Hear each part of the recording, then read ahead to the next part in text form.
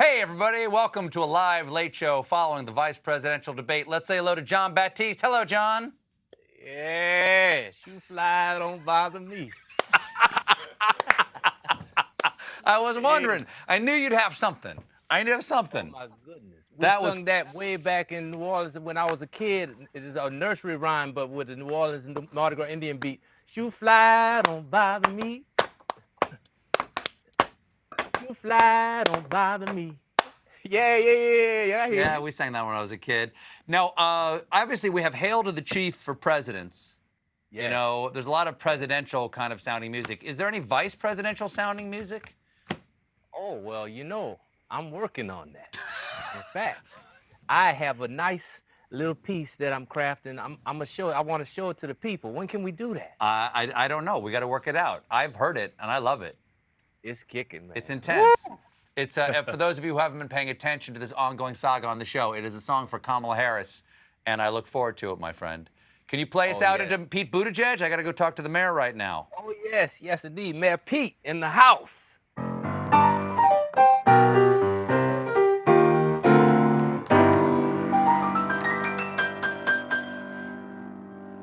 John Baptiste, everybody. Thank you, John. Ladies and gentlemen, my guest tonight was a presidential candidate and is the former mayor of South Bend, Indiana. Please welcome Mayor Pete Buttigieg. Mayor Pete, thanks so much for being here. Hey, thanks for having me. Excited to be with you. Now, were you in the hall tonight? I was, yeah. Far enough away I didn't see the fly, but there to see everything happen. You missed one of the most exciting moments of the evening, actually. It was remarkable how long the fly. That's a fly I'm sure could have gotten out of a spider web faster. I don't know how much hairspray Pence has in there, but he really looked like he was glued to the spot. I guess he just got stuck.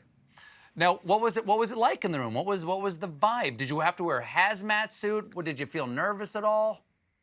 You know, we were masked up. They were very rigorous and serious about the social distancing. We'd all been through a bunch of I've lost count of the number of times I've been tested just since we started this trip. So felt safe and thought the host did a good job. But it was really intense in there because, of course, we know how much is at stake. And, you know, after what happened last week, I think a lot of us were looking for a debate where we could actually, you know, hear what people had to say, and it was a great chance for Senator Harris to directly make the case about not just the failures of this administration, but what we could have if we had a better administration. It was actually good to hear ideas. It was refreshing in its ordinariness. However important the conversation, it was a conversation. It wasn't some sort of strange Donnybrook.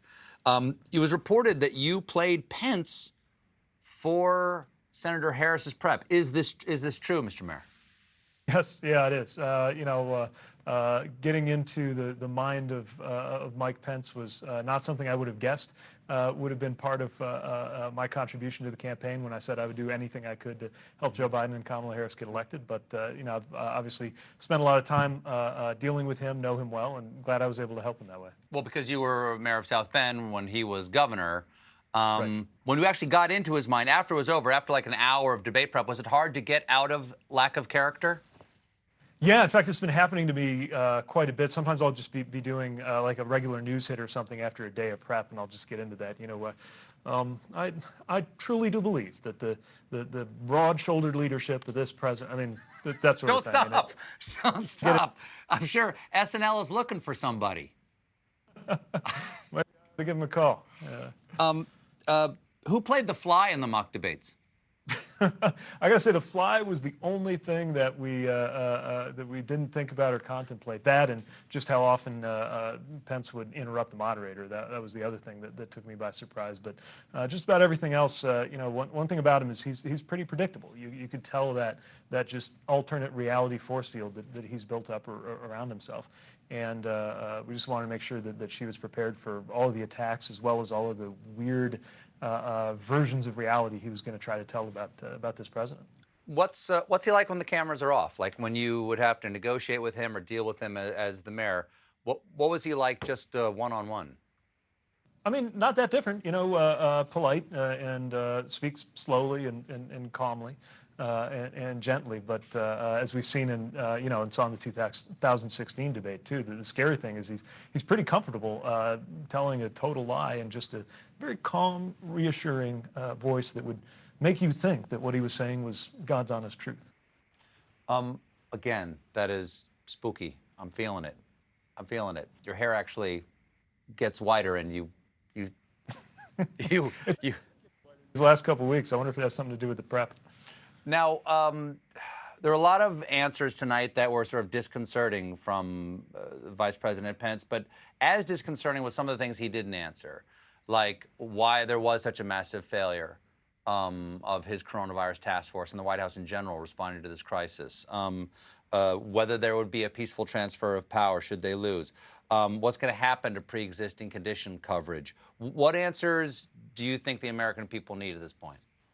Yeah, I mean, peaceful transfer of power, that's one of the absolute basics. And, he should be able to have some answer on what they would do about healthcare if they successfully strip away pre-existing condition coverage, especially since they've been there for 4 years, which is why when he says there's suddenly a plan, it's pretty hard to believe him.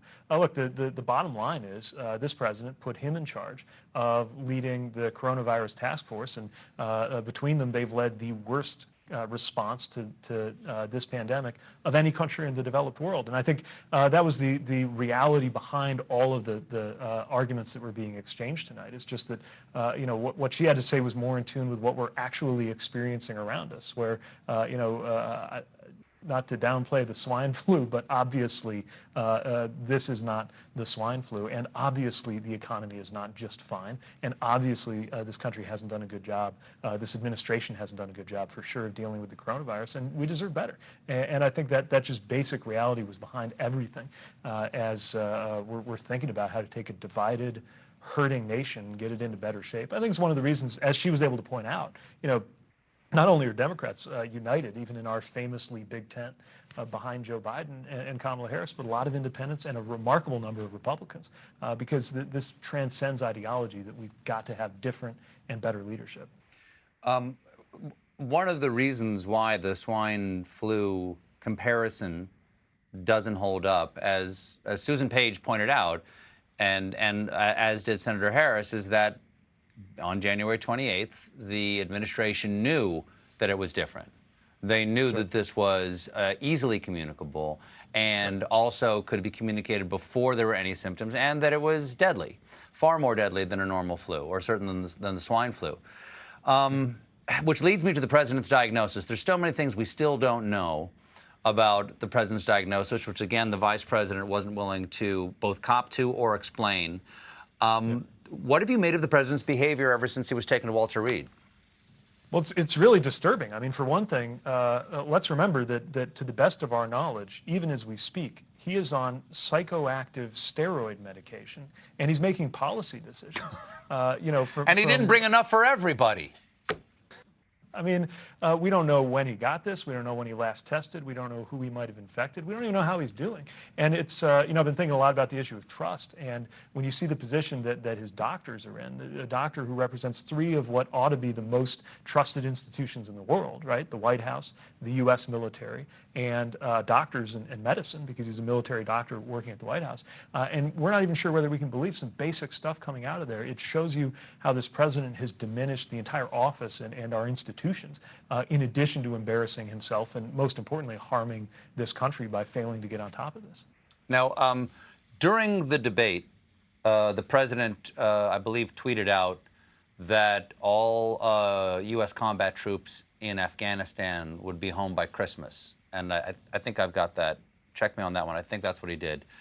As someone who served in the military, what do you make of the vice president claiming that the president does what's best for our troops and honors their sacrifice, given the accusations that have been made against the president of the United States about how he does not value that sacrifice and does not understand duty to country? From time to time, I go to Section 60 in Arlington because there are people I know who didn't make it, and they're there. And it's somewhere on that hallowed ground that he made these comments that he doesn't get it, what was in it for them. And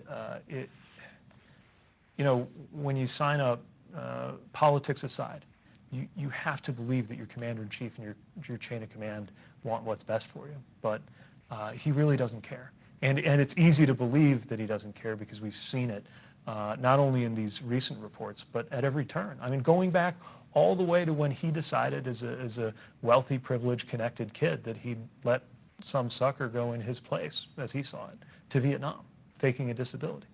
So there's nothing new about this, but even so, there's something shocking to hear the way he openly talked about our troops. I hope to God that it's true, that we'll have a peaceful, safe resolution, get our troops home by the end of the year. But this president's track record with keeping promises to do certain things by certain dates is not the best. So I guess we'll have to see what actually happens. I join you in that. I say a prayer that everybody serving overseas and putting themselves in danger on behalf of the United States is able to come home and celebrate the holidays with their family.